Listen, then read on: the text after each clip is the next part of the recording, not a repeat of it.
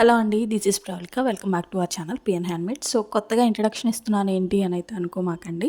So నా గురించి మీకు కూడా తెలియాలి కదా. సో నా నేమ్ చాలా వరకు అయితే తెలియదు. సో నా నేమ్ వచ్చేసి ప్రవళిక అండి.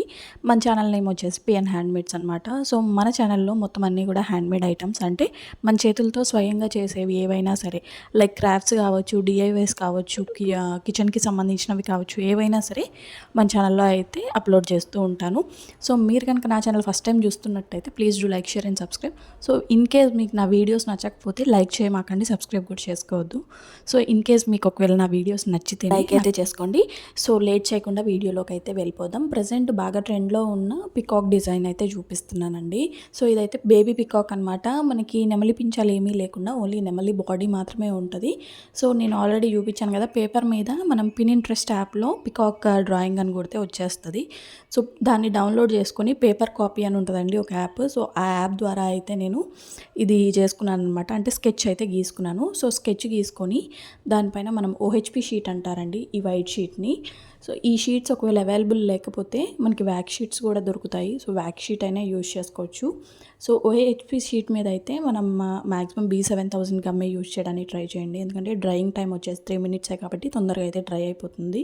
సో కుందన్స్ కూడా అటు ఇటు కదలకుండా ఉంటాయి అన్నమాట. మెయిన్లీ మనకి ఇలాంటి డ్రాయింగ్స్ ఏమన్నా స్కెచెస్ కానీ ఇలాంటివి చేసుకోవాలి అనుకున్నప్పుడు, పేపర్ క్రాఫ్ట్స్ మీద మనం డిజైన్ చేసుకోవాలి అనుకున్నప్పుడు మనకి జర్దోసి అనేది బాగా యూజ్ అవుతుందండి. సో జర్దోసి అనేది స్ప్రింగ్ లాగా ఉంటుంది కాబట్టి ఈ B7000 గమ్ అనేది యూజ్ చేయడం వల్ల సో స్ప్రింగ్ అనేది అటు ఇటు కదలకుండా ఉంటుంది అనమాట. సో వెంటనే మనం పెట్టగానే దానికి స్టిక్ అయిపోతుంది, అటు ఇటు పైకి లేవకుండా ఉంటుంది అనమాట. సో అందుకని మ్యాక్సిమం B7000 యూజ్ చేయడానికి అయితే ట్రై చేయండి. సో ఇలా నేను పికాక్ లేఅవుట్ అయితే గీసుకొని దానిపైన B7000 గమ్ అయితే పెట్టేసి మొత్తం కుందన్స్ అయితే, సో పికాక్ డిజైన్ అనేది మన ఇష్టం అండి. కలర్ కాంబినేషన్స్ అనేవి ఇక్కడ నేను ఎల్లో, పింక్ అండ్ గ్రీన్ కాంబినేషన్లో అయితే చేస్తున్నాను.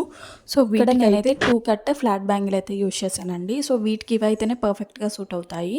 సో మనం గీసుకున్న స్కెచ్ ప్రకారం, అంటే దాని సైజ్ ప్రకారం మనం బ్యాంగిల్ సైజ్ అనేది తీసుకోవాలన్నమాట. మోస్ట్లీ మనకి 2 కట్ అండ్ 1 కట్టే యూజ్ అవుతాయి. 4 కట్, 6 కట్ అయితే ఇలాంటి వాటికి యూజ్ అవ్వవు అనమాట. సో ఇలా తీసుకున్న వాటిని ఇలా నేను ప్యాచెస్ రెడీ చేశాను కదా. సో వీటిని అయితే గమ్ అనేది పెట్టాను. ఇక్కడ కూడా B7000 యూజ్ చేశానండి, స్టిఫ్గా ఉంటాయని చెప్పేసి. సో B7000 పెట్టేసి ఇలా పికాక్ అనేది అంటించేసాను. అంటించేసి అది అటు ఇటు కదలకుండా అలిగేటర్ క్లిప్స్ ఉంటాయి కదా, సో అలిగేటర్ క్లిప్స్తో అయితే కవర్ చేశాను అనమాట. సో ఇలా మనం స్టాండర్డ్గా స్టిఫ్గా ఉందా లేదా అని 1-2 సార్లు చెక్ చేసుకోవాలండి. ఇన్ కేస్ స్టాండర్డ్గా స్టిఫ్గా లేకపోతే ప్యాచ్ అనేది వెంటనే లేసి బయటకు వచ్చేస్తుంది అనమాట.